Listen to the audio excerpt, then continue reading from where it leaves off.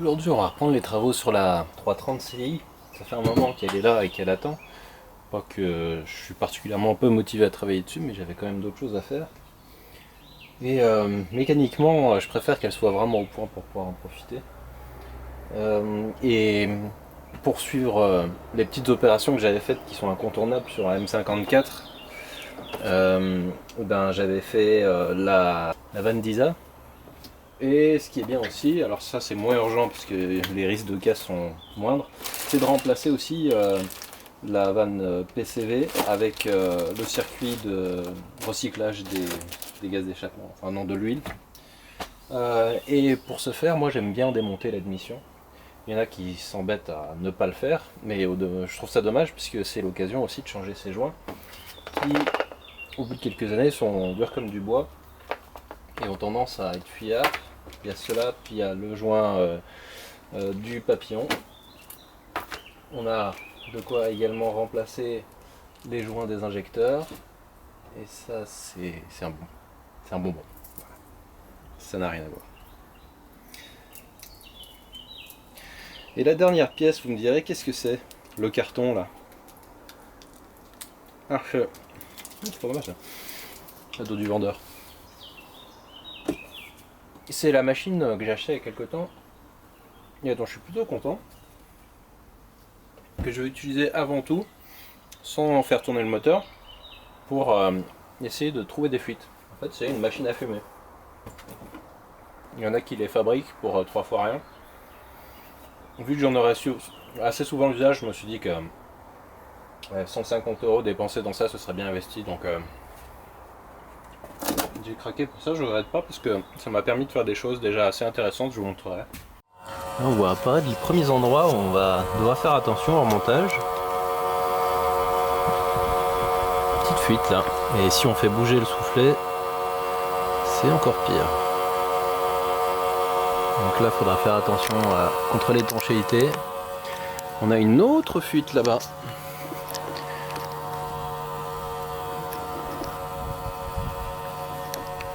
Une dernière ici. Il va falloir démonter ces caches là déjà pour mieux y voir. Mais on voit déjà qu'on va pas travailler pour rien. Ah, j'ai mis un moment à vous le diffuser cet épisode. Pour me rattraper, je pourrais dire que je le gardais au chaud pour vous réchauffer en cette période hivernale. Parce que, vous devez vous en douter, ce n'est pas pour aguicher mon audimat que je suis à moitié à poil. Non, il fait juste très chaud en ce mois de juillet. Pour en revenir à notre 46, à ce stade, le démontage est enfantin. Il faut déposer le bloc de ventilation maintenu par 4 vis Torx, pour ensuite enchaîner sur les 4 vis hexagonales dont je me suis occupé à l'instant. Évidemment, il faut aussi momentanément retirer le bouchon d'huile.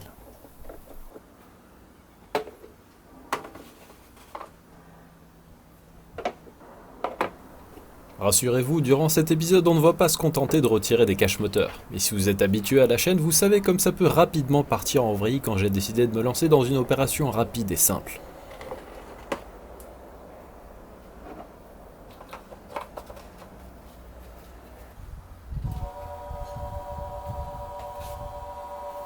Relançons la machine à fumer pour pouvoir voir de plus près d'où viennent nos fuites.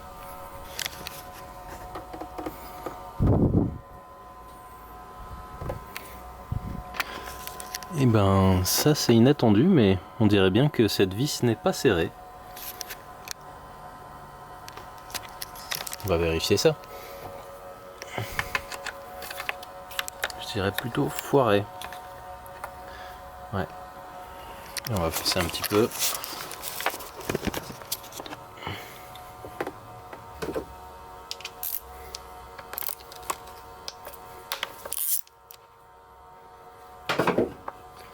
Alors non, c'est pas qu'elle est foirée, c'est qu'il manque le petit caoutchouc qui est censé assurer l'étanchéité justement de ces vis. Donc c'est le garage qui a fait le remplacement du joint de couvre-culasse qui a dû perdre la pièce et oh non, comment on fait? Ben, on remonte sans rien et voilà. Quand on remonte sans le joint, on se retrouve avec ce genre de magnifique fuite. Je vais voir si j'ai une pièce pour remplacer ça, pour essayer de d'ores et déjà. Là on a un truc plus pénible. Vous voyez ça? Ah, ça veut dire que le cou-reculasse est fendu. Donc on est bon pour tenter de parfaire l'étanchéité ou d'en racheter un autre. On va voir. Voilà. Faut toujours garder des pièces de rechange, même usagées. Ça vient de la 535, je crois, la grise. Et bon, c'est en bon état, donc on peut le réutiliser sans problème. Là-dessus, on peut mégoter sur la qualité, enfin, l'âge des pièces, vu que c'est super accessible, très facile à changer. Je ne m'amuserais pas à faire la même chose sur des pièces totalement inaccessibles. Et là, déjà, on a une fuite de moins.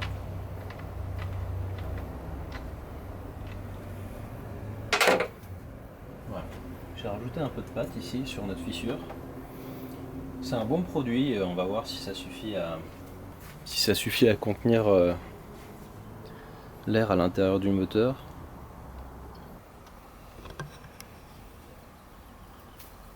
Tu veux discuter le chien? Ouais, bon. C'est moi, je suis occupé, hein. Ça va pas se faire tout seul tout ça.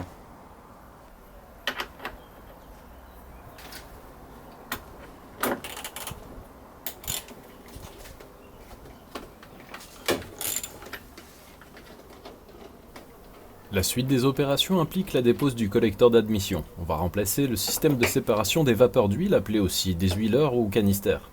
Il s'agit d'un beau fatras de pièces en plastoc qui évidemment ne supporte pas les cycles de chauffe plus de quelques années. Ne sachant pas si ça a déjà été fait, je préfère remplacer le tout moi-même, surtout que la qualité du travail des garagistes étant intervenus sur la voiture laisse manifestement à désirer.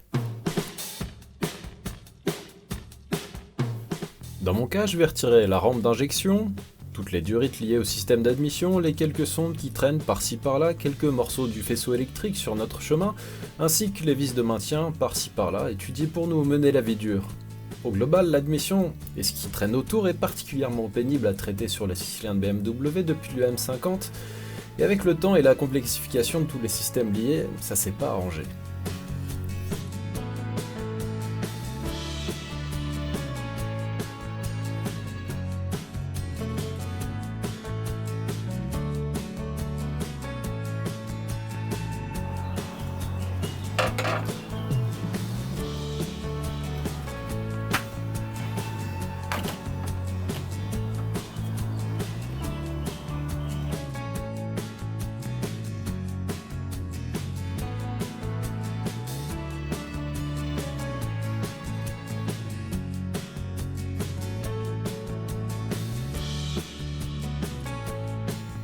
Comme vous pouvez le voir ici, j'ai bien bataillé avec le connecteur rapide de la rampe d'injection, inaccessible et demandant une force herculéenne à fournir avec une seule main pleine de doigts bien trop frêles.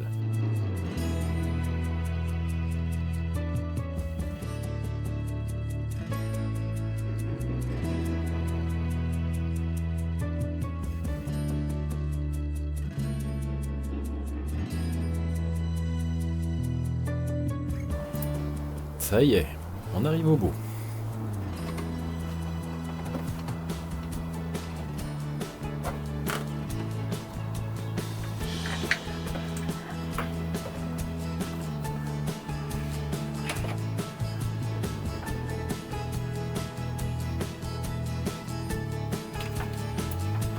Bon, il reste encore 2-3 machins qui restent accrochés au collecteur. Encore un petit effort.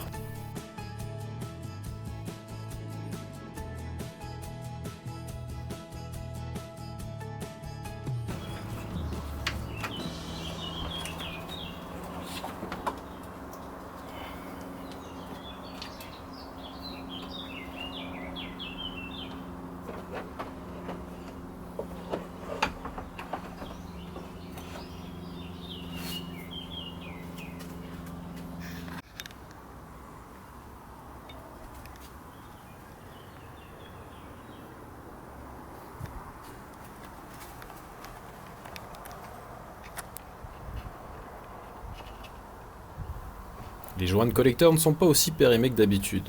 Ce sera quand même une bonne chose de les remplacer. D'ailleurs, contrairement à d'habitude, tout le système de recyclage est plutôt en bon état.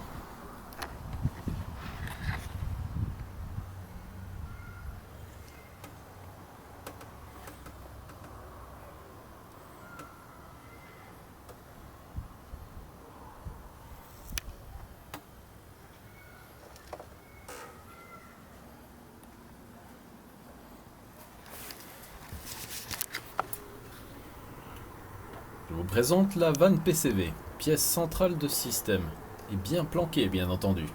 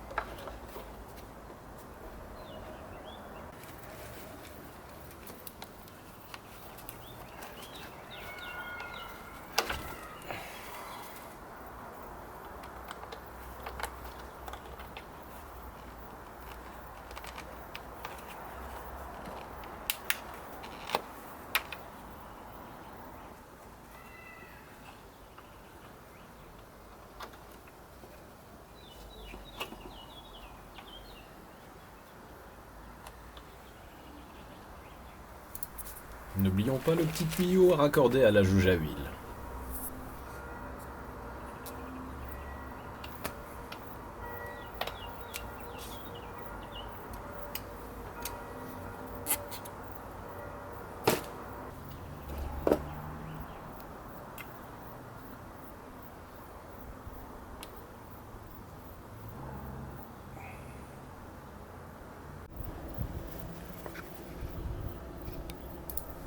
Après avoir installé les joints du collecteur neuf, je n'oublie pas celui du papillon des gaz à commande électronique.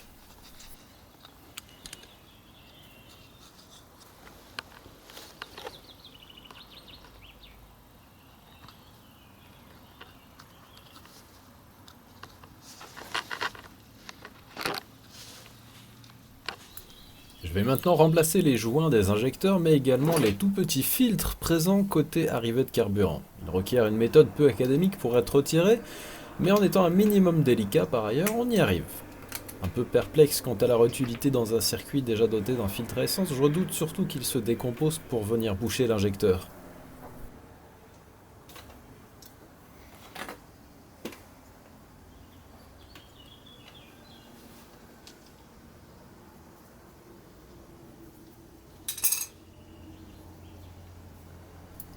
Seul moyen efficace que j'ai trouvé donc, une vis rentrée en force puis extraite pour le dégager.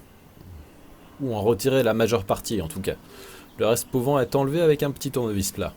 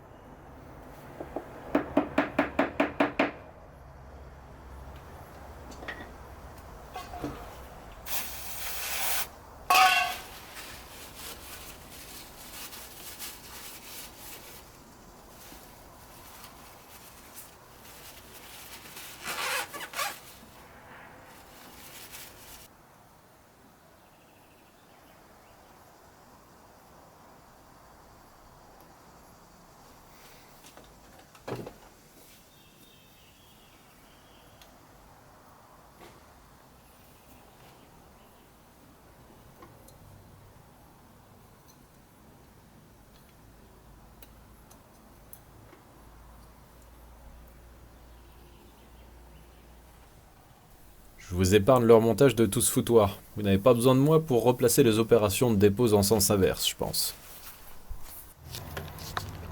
Allez, on a remonté tout ce qu'il faut pour que ça soit étanche. J'ai retesté un petit coup de machine à fumer, j'ai pas vu de fuite particulière. À moins que...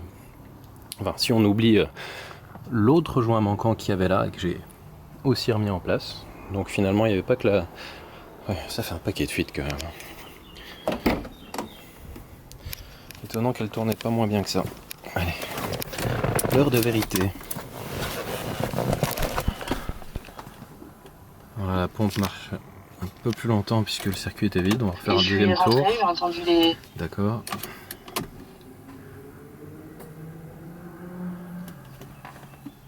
Allez.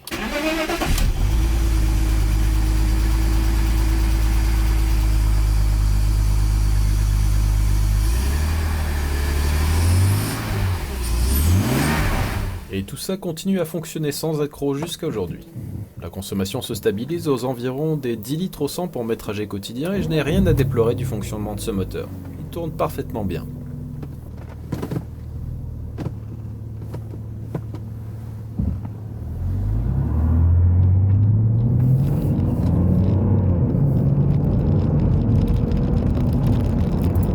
Vous m'excuserez pour le grésillement de la caméra, je n'ai pas encore trouvé de support qui ne provoque pas de bruit de parasite.